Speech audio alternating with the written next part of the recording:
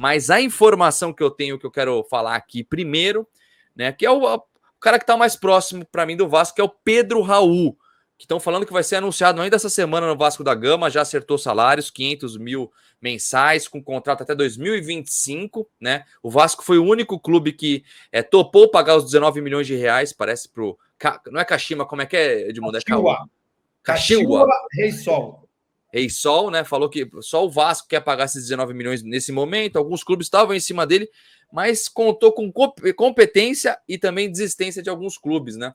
E antes de passar para você, Edmundo, eu queria saber, Edu, tem algum complemento aí dessa notícia e o que você achou dessa suposta contratação, né? Tá muito próximo.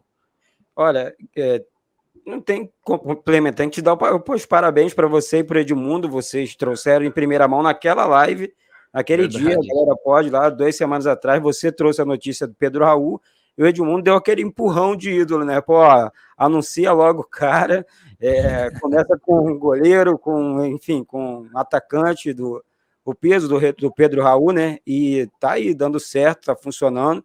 É o que o Edmundo falou. Eu gostei muito como torcedor, o cara tem 25 anos, né? Como você disse, acertou com um salário alto e há quanto tempo que o Vasco não faz isso, né? Então, eu acho que é uma resposta legal para o mercado, né? Continuo navegando na onda do Edmundo aí. Boa. E aí, Edmundo, cara, é uma posição que, na minha opinião, hoje está muito carente no futebol brasileiro, assim, né? Eu digo, tem jogadores? Tem. A gente tem o Cano, tem alguns camisa 9, tipo o Yuri Alberto também, tem alguns jogadores, mas não é fácil achar um cara com essa característica do Pedro Raul. Claro que a gente tem que ver ele jogando no Vasco da Gama, né? Mas boa contratação, assim que se for efetivada, né? Vamos esperar, mas tá muito bem encaminhado.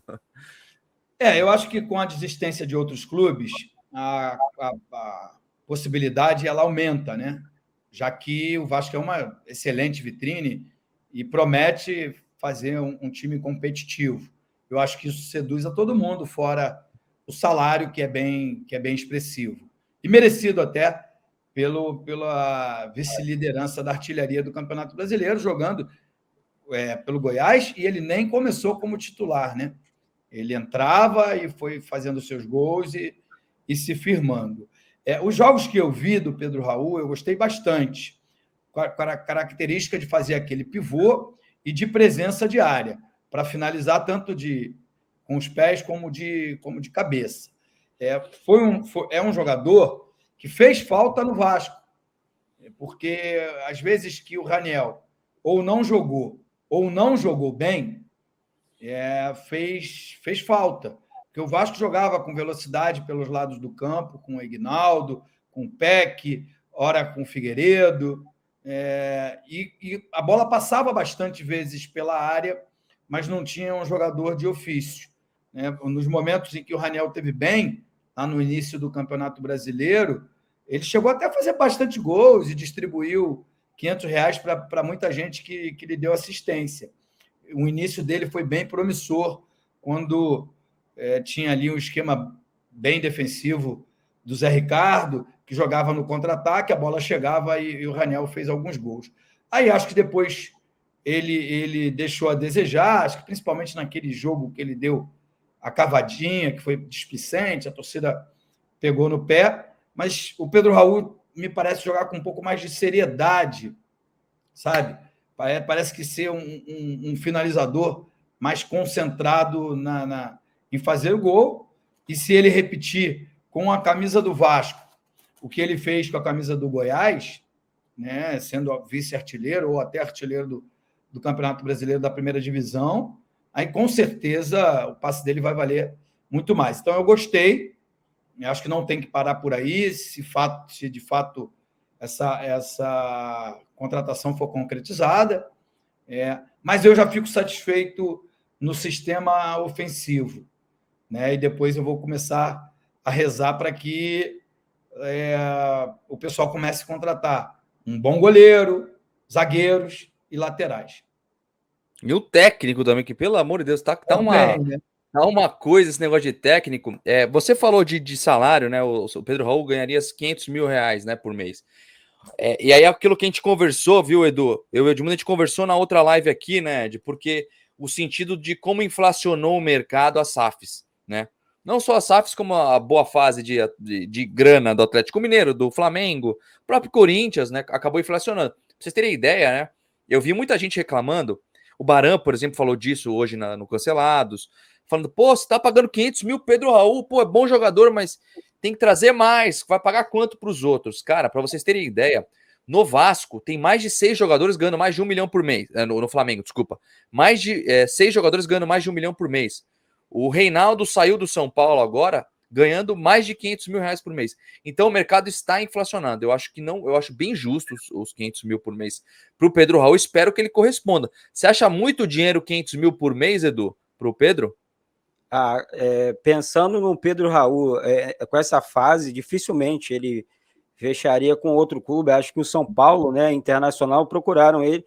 E hoje o Vasco tem condições de entrar no mercado dividindo essa bola mais pesada, né, no salário mais alto, para viver essa fase que o Edmundo contou e que todos nós vimos, né, ele no Brasileiro. Eu não acho muito, não. Acho que é legal, motiva o cara também, né, um projeto novo, além do salário, né, do Vasco. E o que o Edmundo falou, e eu vi na live passada, primeiro ele usou uma frase engraçada, ele quase matou de rir aqui, que jogador, como é que é? Jogador ruim não se machuca e joga. Achei aquilo demais.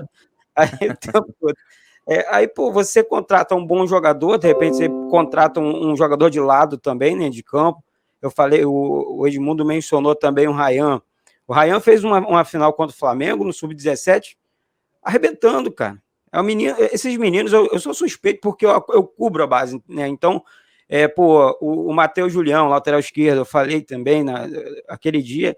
Então, encontrar esses jogadores destaques, jogador de meio campo, a zaga, o Edmundo falou também sobre a zaga, então, corrigir de vez esses setores. Eu acho que o Vasco tem que contratar em um sistema defensivo inteiro, né? Você contratou um bom atacante, sei lá, procura agora um meia e a dupla de zaga sobe com o Pimentel, outro zagueiro que está estourando idade, tem que subir, né? O filho do Pimentel, e assim, acho que você tem que pegar na base e subindo também, porque o Poveda, né? Parece que a galera tava, traz o Poveda, mas será que na base não tem um jogador melhor do que o Poveda? Eu acho, nesse caso, eu acho que sim, né? Mas essa é a minha opinião, desculpa até me alongar.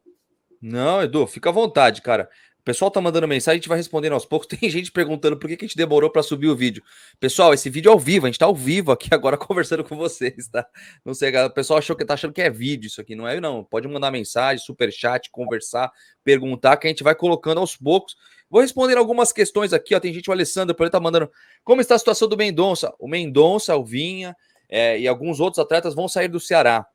O Mendonça e o Vina interessam ao São Paulo, o Vasco nem sondou eles. Eu acho que são atletas que não se encaixam no perfil que a 777 está querendo contratar, que é o quê? Jogadores jovens. Tem que ser quantos anos? Não tem essa de idade muito, mas eles estão pensando em jogadores com menos de 28 anos, pelo menos para a maioria do elenco, né? Mesmo jogadores que não são da base. Então, por exemplo, mas e o Júnior Urso? Júnior Urso foi uma situação que o Vasco sentiu confortável, sem pagar nenhuma multa, e trouxe ele. De repente viu como estava a situação física, espero que veja, né? Porque vai fazer os exames para. Eu acho ele um bom jogador para compor elenco, tá, gente? Mas a maioria dos atletas serão com menos de 30 anos, pelo menos, de contratação. Pedro Raul, por exemplo, tem 25, né?